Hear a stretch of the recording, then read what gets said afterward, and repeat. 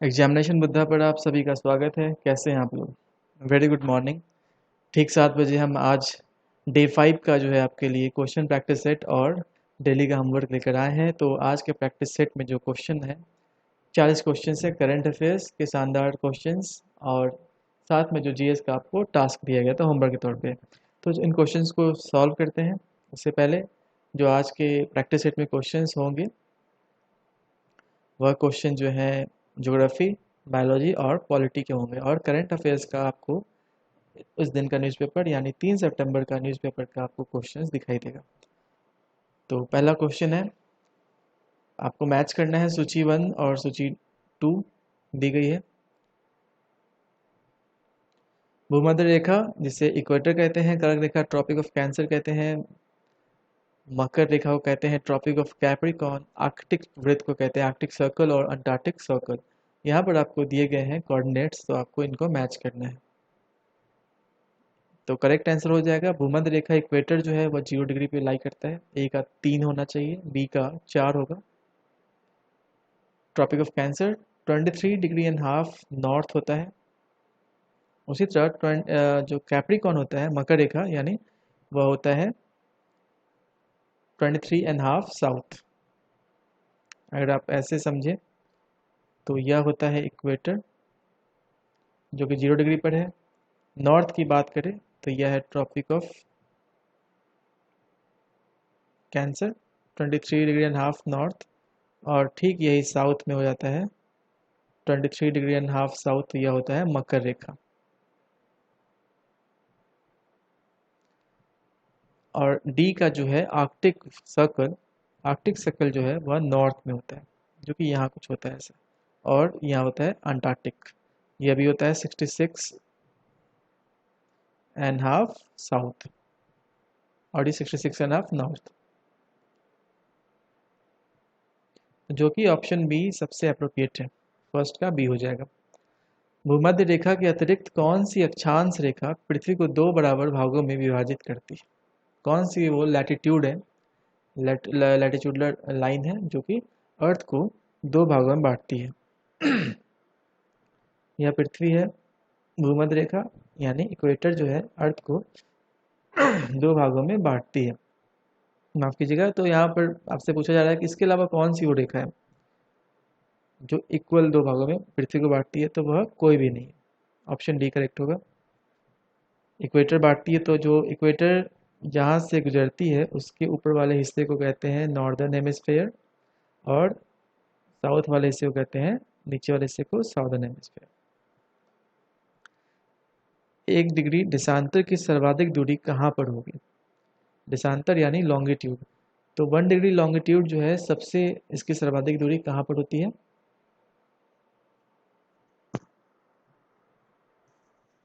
इसका correct answer हो जाएगा 1 डिग्री जो लॉन्गिट्यूड होती है वह सर्वाधिक दूरी होती है इक्वेटर पे, जो कि है विषुवत रेखा। इक्वेटर को विषुवत रेखा भी कहते हैं, भूमध्य रेखा भी कहते हैं। तो यहाँ सी करेक्ट है। कुल अक्षांशों की संख्या कितनी? टोटल लैटिट्यूड जो है वह है 180 डिग्री। ऑप्शन सी करेक्ट है। विषुवत रेखा के समानांतर कल्पित रेखाएं क्या कहलाती हैं? विषुवत रेखा मतलब भूमध्य रेखा, और भूमध्य रेखा क्या होता है? इक्वेटर। तो इक्वेटर के पैरेलल जो है इमेजिनरी लाइंस क्या कहलाती हैं?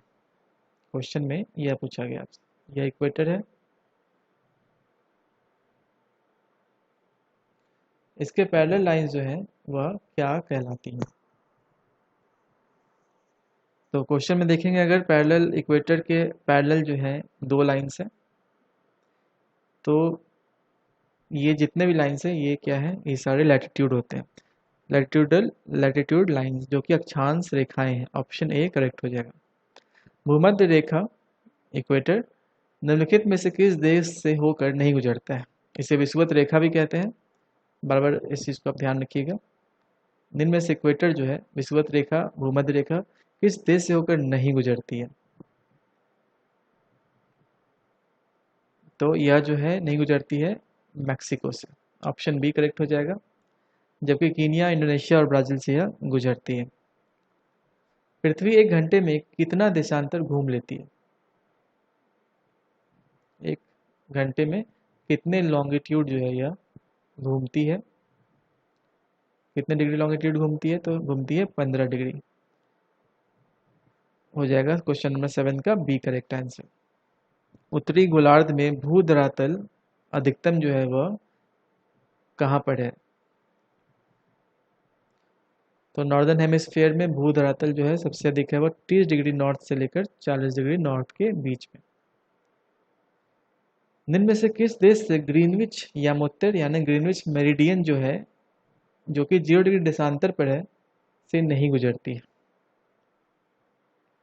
ग्रीनविच मेरिडियन 0 डिग्री मेरिडियन पर है, 0 डिग्री लॉन्गिट्यूड पर है, तो यहाँ से कौन सी देश जो है नहीं गुजरती है? तो अगर आप ऑप्शंस को देखेंगे तो फ्रांस, घाना, स्पेन, ये सारी जो है गुजरते हैं। तो यहाँ करेक्ट आंसर जो है जर्मनी ग्रीनविच मेरिडियन पर नहीं पड़ती है, जो कि 0 डिग्री लॉन्गिट्यूड पर है ग्रीनविच। ऑप्शन डी करेक्ट है। निम्न में से कौन सी जल संधि यानी स्ट्रेट जो है अंतरराष्ट्रीय रेखा के समानांतर स्थित, इंटरनेशनल डेट लाइन के क्या है, पैरेलल स्थित है? तो जो करेक्ट आंसर है वह है option A, Bering strait, Bering जल संधि। निम्न में से कहाँ वर्ष में 2 बार सूर्य शीर्ष पर चमकता है और उस भाग का मौसम सदैव गर्म रहता है?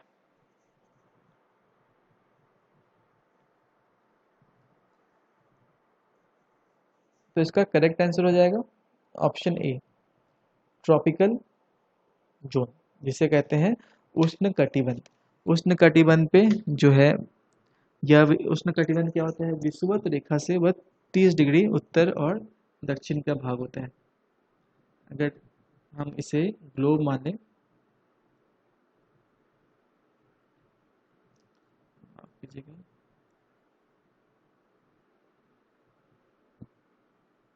ये इक्वेटर है, तो इससे 30 डिग्री उत्तर और 30 डिग्री दक्षिण का जो है वह एरिया कहलाता है ट्रॉपिक। और यहाँ पर जो है सूर्य 2 बार वर्ष में जो है शीर्ष पर चमकता है और वह भाग हमेशा क्या होता है, गर्म रहता है, और इसे ही कहते हैं ट्रॉपिकल जोन।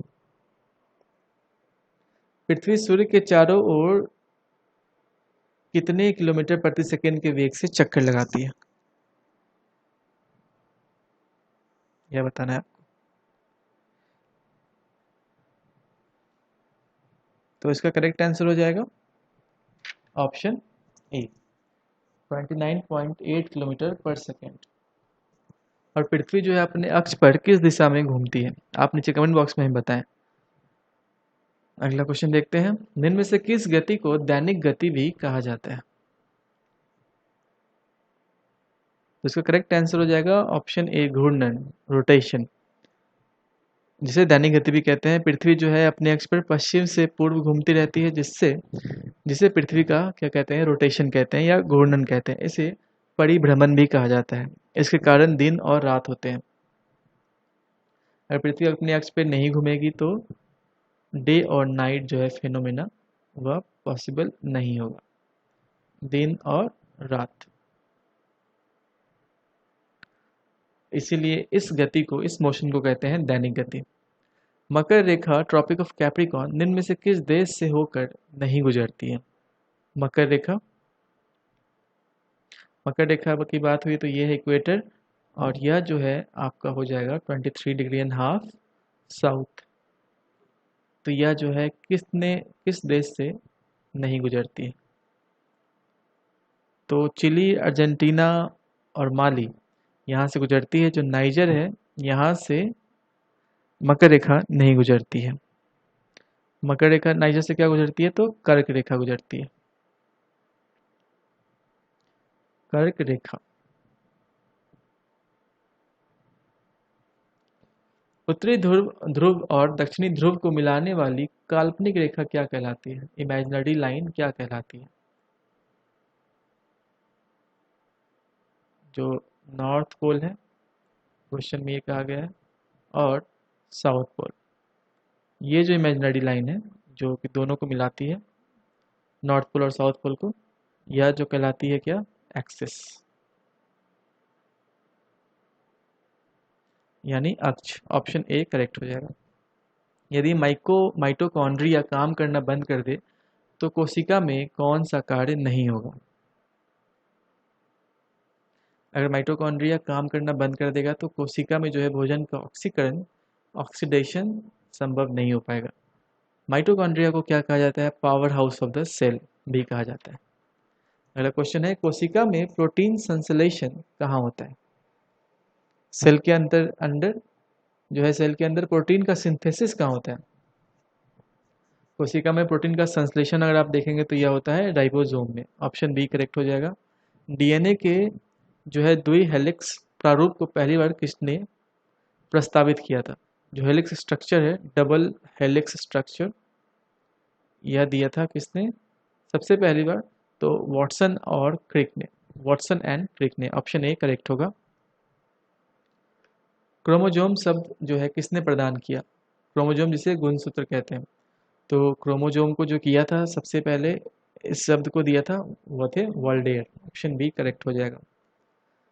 न्यूक्लियस के बाहर डीएनए कहाँ मिलता है?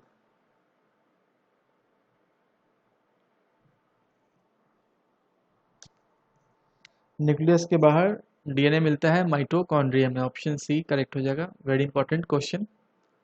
फूलों और बीजों को विभिन्न प्रकार के आकर्षक रंग जो है निम्न में से क्या प्रदान करता है? क्रोमोप्लास्ट, क्लोरोप्लास्ट, टोनोप्लास्ट या ल्यूकोप्लास्ट? तो क्रोमोप्लास्ट की वजह से जो है फूलों और बीजों को डिफरेंट कलर्स मिलता है। ऑप्शन बी करेक्ट है। सबसे छोटी कोशिका जो है कौन है निम्न में से? निम्न में से आप देखिए, माइकोप्लाज्मा, अमीबा, श्वेत रक्त कणिका या लाल रक्त कणिका?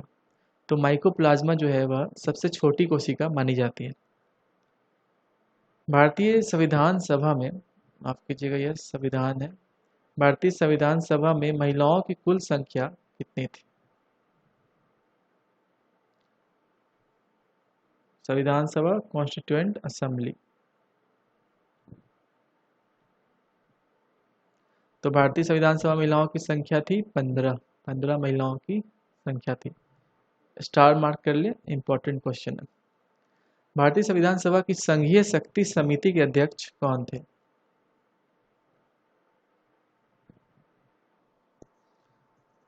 संघीय शक्ति समिति के अध्यक्ष थे Pandit Jawaharlal Nehru. Option D correct हो जाएगा। निम्न में से कौन भारतीय संविधान की प्रारूपण समिति के सदस्य नहीं थे? प्रारूपण समिति के सदस्य कौन नहीं थे? आप ऑप्शन देखिए और इसका करेक्ट उत्तर बताइए। प्रारूपण समिति जिसे ड्राफ्टिंग कमेटी कहा जाता है, तो ड्राफ्टिंग कमेटी के सदस्य, ड्राफ्टिंग कमेटी के जो चेयरमैन थे वो कौन थे? वह थे B R Ambedkar. B R Ambedkar थे इसके चेयरमैन, और जो सदस्य नहीं थे वो थे डॉक्टर राजेंद्र प्रसाद। संविधान सभा के प्रारूप समिति में सदस्यों की संख्या कितनी थी? तो प्रारूप समिति की में सदस्यों की संख्या थी 7। ऑप्शन बी करेक्ट है। संविधान सभा की अंतिम बैठक कब हुई थी? यह स्पेसिफिक डेट्स याद होने चाहिए। तो संविधान सभा की जो अंतिम बैठक है वह हुई थी 24 जनवरी 1950। ऑप्शन बी करेक्ट होगा। संविधान सभा के द्वारा कब राष्ट्रीय ध्वज को अपनाया गया था? तो संविधान सभा ने राष्ट्रीय ध्वज को अपनाया था 22 जुलाई 1947 को। तो ऑप्शन बी करेक्ट हो जाएगा। संविधान सभा में डॉक्टर अंबेडकर का पहली बार निर्वाचन कहाँ से हुआ था? पहली बार निर्वाचन इनका हुआ था बंगाल से, और जब देश सेपरेट हो गया था, देश का विभाजन हो गया था, तो आफ्टर पार्टीशन वो जो है मुंबई से, बॉम्बे से चुने गए थे आफ्टर पार्टीशन। कैबिनेट मिशन योजना के अंतर्गत संविधान निर्मात्री परिषद ने प्रत्येक प्रांत की आवंटित सदस्य संख्या निर्धारित करने के लिए एक प्रतिनिधि कितनी जनसंख्या के अनुपात में था? 8 लाख, 10 लाख, 12 लाख व्यक्ति या 15 लाख व्यक्ति के ऊपर? तो एक प्रतिनिधि जो था वह था 10 लाख व्यक्ति। ऑप्शन बी करेक्ट है। कैबिनेट मिशन योजना के अनुसार संविधान सभा में कुल कितने सदस्य होने थे? तो कैबिनेट मिशन जो कि 1946 में आई थी, उसके अनुसार संविधान सभा में जो कुल सदस्य होने थे वो होने थे 389। 1938 में किस व्यक्ति ने वयस्क मताधिकार के आधार पर संविधान सभा के गठन की मांग की थी? यूनिवर्सल एडल्ट फ्रेंचाइज, वयस्क मताधिकार। तो यह मांग करने वाले हैं जवाहरलाल नेहरू। आप हमें कमेंट में बताइए कि क्या आपको यह कैसा लग रहा है सीरीज। आपको डेली होमवर्क दिया जा रहा है और इसके ऊपर हम जो है क्वेश्चंस आपको लेकर आ रहे हैं। तो आप नीचे प्लीज़ कमेंट में बताएं, मैं कमेंट देखना चाहता हूं। काफ़ी लोग, कम लोग जुड़ रहे हैं, लेकिन मैं आपको बता दूं कि ये जितने भी क्वेश्चंस हैं बहुत इंपॉर्टेंट है। आपको जो बताया जा रहा है अगर आपने उतना कर लिया है तो आपका सिलेक्शन होने से कोई नहीं रोक सकता है। तो मैं कमेंट का वेट कर रहा हूँ, प्लीज़ कमेंट कीजिए कि क्या कैसा लग रहा है आपको। यस या नो आप लिख कर बताएं। यस का मतलब है कि ठीक है, ये पैटर्न को हम कंटिन्यू कर सकते हैं। नो मतलब कि आप इस चीज़ से संतुष्ट नहीं हैं। खैर अगले क्वेश्चन की तरफ बढ़ते हैं। हाल ही में अब ये जो करंट अफेयर्स का है क्वेश्चन 34 से,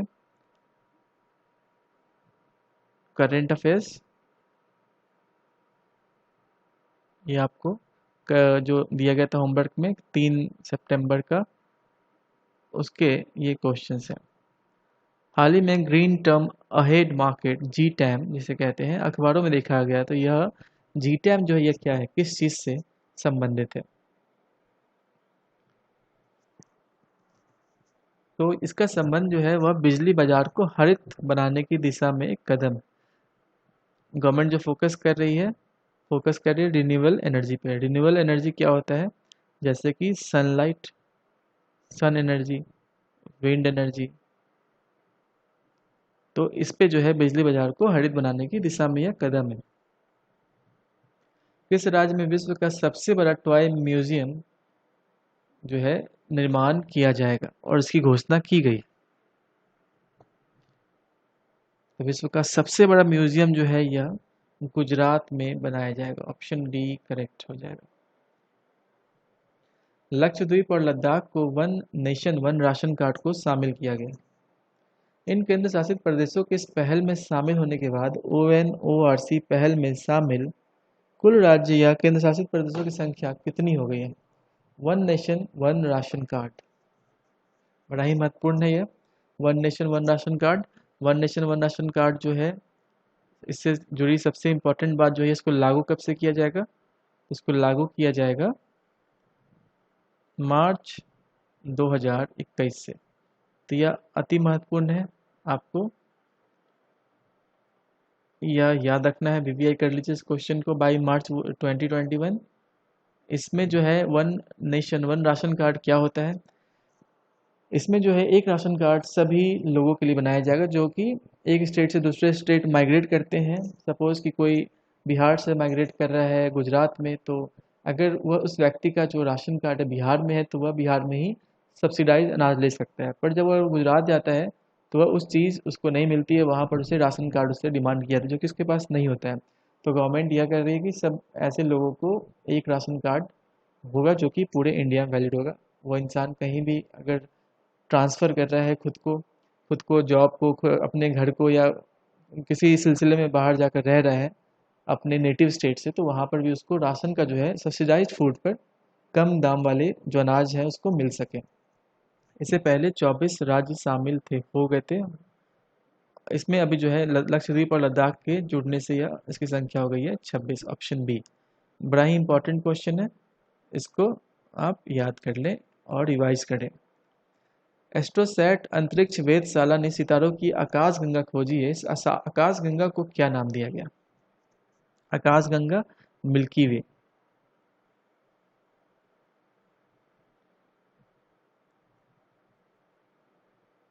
तो यह जो खोजा गया है एस्ट्रोसैट ने खोजा है, इसे इंडिया के द्वारा किया गया है। एस्ट्रोसैट क्या है? एक स्पेस ऑब्जर्वेटरी है और यह जो है पुणे के एक व्यक्ति ने इसे खोजा है जो साइंटिस्ट है, और इसका जो नाम रखा गया है वह रखा गया है ऑड FS01। सुमित नागल का संबंध किस खेल से? यह काफ़ी चर्चा में रहे थे सुमित नागल, जो कि सुमित नागल अभी इसलिए चर्चा में है क्योंकि यह इन्होंने लॉन टेनिस, जो कि अमेरिकन ओपन चल रहा है अभी, यूएस ओपन, इन्होंने यूएस ओपन में क्या किया है, यूएस ओपन के सेकेंड राउंड में पहुंचने वाले यह भारतीय बन गए हैं। इससे, वो भी 7 साल के बाद। इससे पहले जो 7 साल पहले 2013 में जो बने थे, जो सेकेंड राउंड पहुंचे थे, वो थे सोमदेव बर्मन।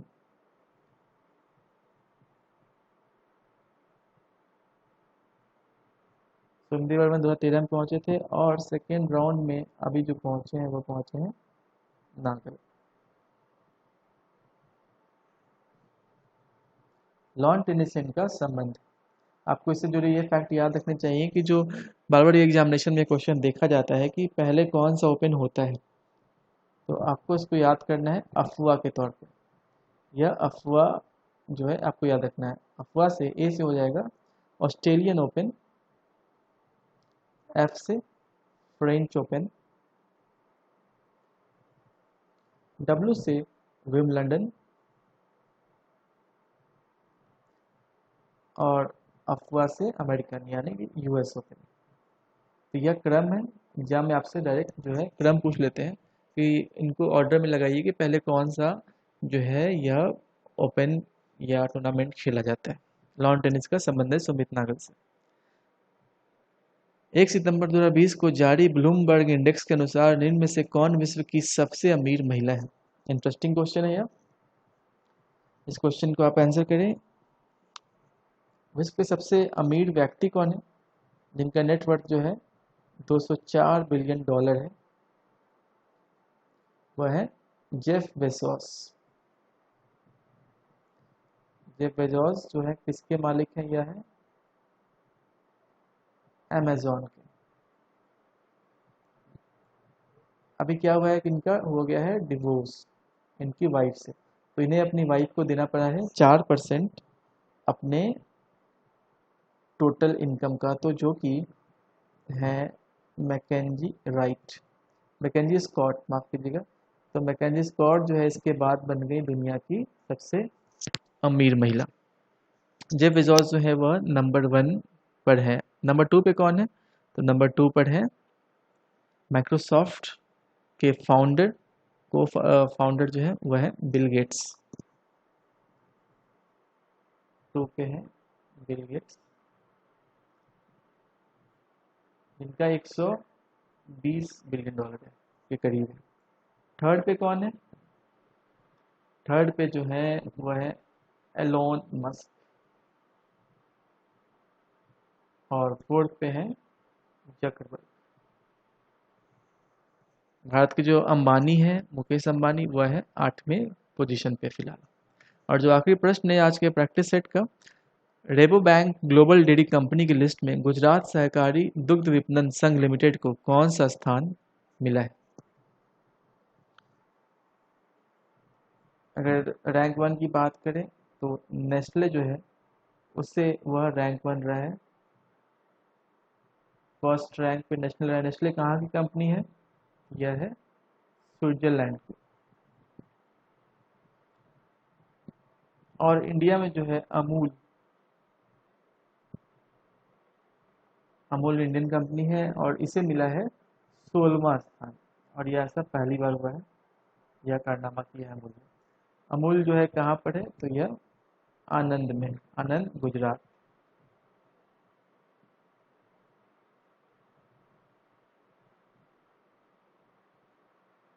अपने भारत में मिल्क वाइट रिवॉल्यूशन जो है, वाइट रिवॉल्यूशन कौन लेकर आया था? तो वाइट रिवॉल्यूशन लेकर आए थे वर्गीज कुरियन। और इंडिया में जो है मिल्क डे कब मनाया जाता है? तो मिल्क डे मनाया जाता है इंडिया में, इंडिया लेवल में यह मनाया जाता है इनके वर्गीज कुरियन के जन्म के तिथि को, 26 नवंबर को। और अगर वर्ल्ड लेवल की बात करें तो यह मनाया जाता है 1 जून को।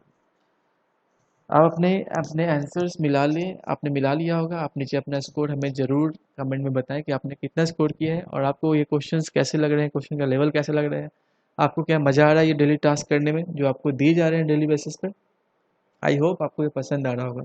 तो अपना नीचे स्कोर में बताएं। अब जो समय आ गया है अब टाइम है आज का आपको होमवर्क देने का, आज के दिन भर का। आपके पास पूरा दिन है, पूरा रात है, आप आराम से पढ़ें, 3-4 घंटे निकालेंगे तो आपका यह टॉपिक कंप्लीट हो जाएगा। तो चलिए डे 6 में हम पहुंच गए हैं। डे 6 का जो होमवर्क है, होमवर्क टास्क केमिस्ट्री, जीके और स्पीडी साइंस से आपको पढ़ना है। केमिस्ट्री में धातुएं करेंगे हम, मेटल्स। मेटल्स बड़ा इंपॉर्टेंट चैप्टर है, एग्जामिनेशन में इससे प्रश्न आप एक्सपेक्ट बिल्कुल कर सकते हैं। दूसरा जो है करेंगे प्रमुख शास्त्रीय नृत्य और उसके कलाकार और राज्यों से संबंधित जो है लोक नृत्य, शास्त्रीय नृत्य। उसके बाद आपको इसमें जो है जितने भी लोक नृत्य हैं राज्यों के, वह आपको इसमें देखने होंगे। कथक किस राज्य का है, ऐसी चीज़ें इसमें दिखाई देंगी। इससे भी प्रश्न आप तो बिल्कुल ही एक्सपेक्ट करके चलिए कि इससे प्रश्न आएगा ही आएगा। तीसरा जो है स्पीडी साइंस लेंगे और इसमें आज करेंगे नाभिकीय भौतिकी और प्रमुख आविष्कार एवं आविष्कारक। करंट अफेयर्स डेली की तरह आपको करना है 4 सितंबर का, और आपको इनके ऊपर जो है मिलेगा, इन सारे टॉपिक्स के ऊपर मिलेगा क्वेश्चन का सेट, जैसे कि हम करते हैं 7 बजे। तो आपको जो करना है वह करना है न्यूज़पेपर आज का, स्पीडी साइंस से ये टॉपिक जो बताए गए हैं आपको, जीके में आपको करने हैं लोक नृत्य और प्रमुख शास्त्रीय नृत्य और उनसे संबंधित कलाकार, और केमिस्ट्री में धातुओं को करना है यानी मेटल्स को। इतने टॉपिक्स आप आज के दिन के लिए कीजिए, 3 से 4 घंटे में आप कर लेंगे। आपको जो टॉपिक हम डेली दे रहे हैं ये टॉपिक सारे बेहद ही महत्वपूर्ण हैं। आप लोगों ने ज़रूर कहीं पढ़ा होगा, पर जब अगर आपने इन टॉपिक्स को फॉलो कर रहे हैं अगर आप हमारे साथ, तो आप बिल्कुल निश्चिंत रहिए, आप एक अच्छे पोजीशन में ज़रूर होंगे। इसके साथ ही इस वीडियो को समाप्त करते हैं। आपको यह वीडियो पसंद आया तो प्लीज़ शेयर और लाइक और सब्सक्राइब जरूर करें। जिनको पीडीएफ चाहिए, हम डेली पीडीएफ रात की रात ये अपलोड करते आ रहे हैं। आपको सारे पीडीएफ एग्जामिनेशन बुद्धा के यूट्यूब चैनल पर, माफ़ कीजिएगा टेलीग्राम चैनल पर मिल जाएगा। आपका दिन शुभ हो। A very good morning to all of you. अपना ध्यान रखें। Thank you and take care.